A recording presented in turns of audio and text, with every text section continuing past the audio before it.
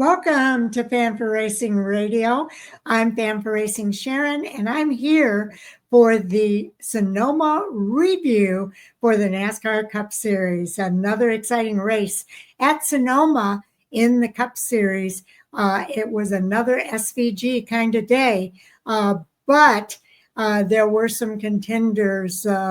But SVG was pretty invincible. I thought it was an exciting race. One thing that TNT did well is they did cover a lot of the racing that was going on throughout the track, which was a very good thing for them to do. And I will get into what happened in this race because although SVG was the winner, there were some other triumphs as well. Shane Van Gisbergen proved on Sunday that it's impossible to keep a road course superstar down for more than a brief interlude. After finishing second to Connor Zilisch in Saturday's Xfinity Series race, Van Gisbergen was back on top on a pleasant Sunday afternoon in wine country, winning the Toyota Save Mart 350 at Sonoma Raceway. The win is the third win of this year and his first at Sonoma, his fourth career win. Chase Briscoe finished in second, followed by Chase Elliott, Michael McDowell, Christopher Bell, Tyler Reddick, Ty Gibbs, William Byron, Joey Logano, and Kyle Busch. Van Gisbergen dominated again and overcame several late race cautions. He started from the pole, he won the second stage, and led 97 of the 110 laps. The fastest lap bonus was the number 7 of Justin Haley, and I'll give you more details on that in just a few. Stage 1 was actually won by Ross Chastain. Stage 2 was won by Shane Van Gisbergen, as I mentioned earlier. There were 12 lead changes among 6 drivers and 6 cautions for 17 yellow flag laps. The average speed of the race was 75.087 miles per hour, and Shane Van Gisbergen was the highest finishing rookie of this race. Now, the fastest lap award went to the number 7 car. Again, that's Justin Haley on lap 95 at 75.988 miles per hour. The margin of victory in this race was 1.128 seconds. So it was a pretty convincing win for Shane Van Gisbergen. Chase Briscoe finished in second, and I know he said he thought he could try to pass him, but he knew Shane Van Gisbergen was just going to pass him back. So he was just content, I think, with racing in second place and happy that he could stay with Shane Van Gisbergen for most of the race. Chase Elliott, kind of the same sentiments about coming in third place. Again, all of these drivers were a lot of fun to watch. I know we're going to talk on Hot Topic Sound Off about the in-season challenge grid and how that has changed. But I'll give you a little bit of clue with Tyler Reddick and Ty Gibbs all finishing in that top 10.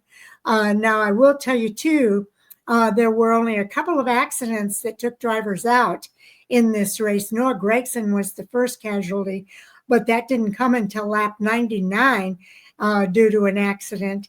And for Ryan Blaney, only 110 laps in the race. He was out on lap 106 due to an accident. So that was very disappointing for both of those drivers. Kyle Larson and Cody Ware finished 108 of the 110 laps of the race.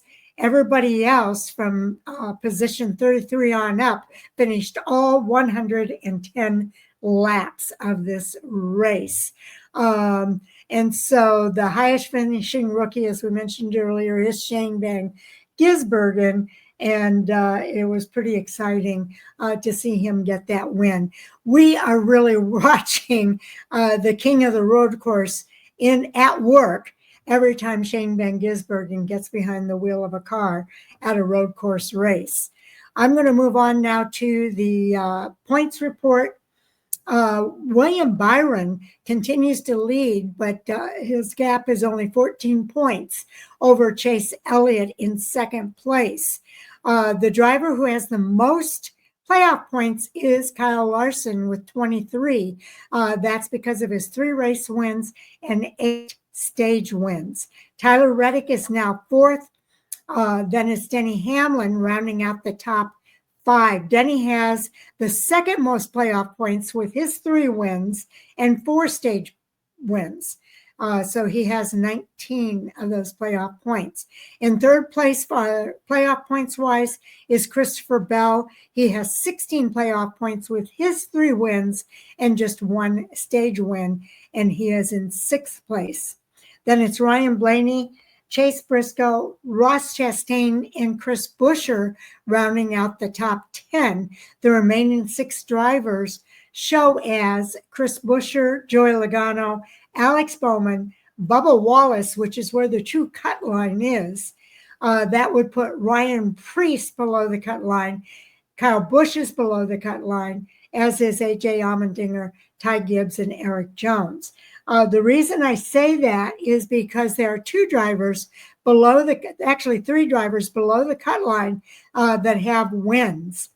That is Austin Cindric and Josh Berry both have the 1 win, but the other driver is Shane Van Gisbergen, who now has 3 wins and is 26th in the points, but his 3 wins will catapult him to the top with the other 3 drivers that have 3 wins, Kyle Larson, Denny Hamlin, and Christopher Bell. So that displaces Ryan Preece, Kyle Busch, and AJ Allmendinger, and they are now below the cut line and will most likely need a win in order to get in. Bubba Wallace is at 469. Ryan Preece is just 3 points down at 466. Kyle Busch is back a little bit more than that. So these guys, after Ryan Preece and Kyle Busch probably, are going to have a win if they want to get into the playoffs. And there's not that many spots left, everybody. I think there's still only 4 spots left with drivers that do not have wins. I know Bubba Wallace does not. Let's see, Bubba Wallace, Alex Bowman, Chris Buescher, and believe it or not, Tyler Reddick all do not have wins. They are the only drivers in the top 16 that do not have wins. So stay tuned because I'm going to look at the schedule here. I think these guys are really winding down their season. And as the season winds down, it's going to get harder and harder to fill those 4 open spots here in the Cup Series. Now, the only races they have left include Dover Motor Speedway, which starts next week. Then there's Indianapolis Motor Speedway in July. In August, we have Iowa, Watkins Glen, Richmond, and Daytona. So that's 7 races before the playoffs begin. Just 7 races before that playoff round of 16 begins on August the 31st at Darlington Raceway. So stay tuned over these next few weeks to find out who's going to fill those 4 open spots here in the NASCAR Cup Series.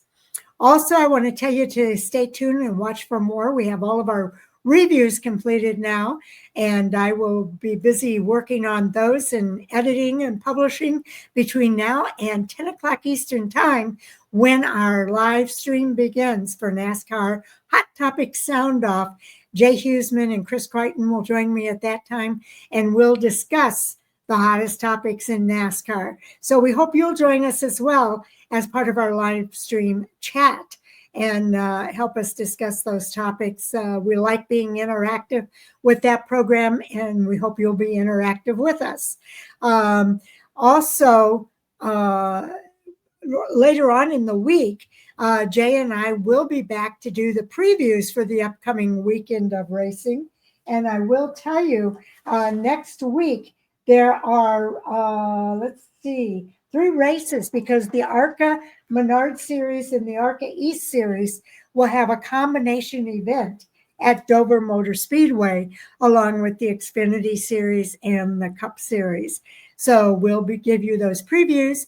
And then Taz, Jay, and I will be back on Friday with our in-season challenge update for round 4, or preview for round 4, heading into Dover. So we hope you'll stay tuned for that as well. I know everybody's bracket is busted, but it's been a lot of fun talking about the in-season challenge this year and watching it play out on the racetrack. So thank you, everybody, for tuning in. We do appreciate each and every one of you. And I hope to see you on Hot Topic Sound Off later on tonight. Take care, everybody.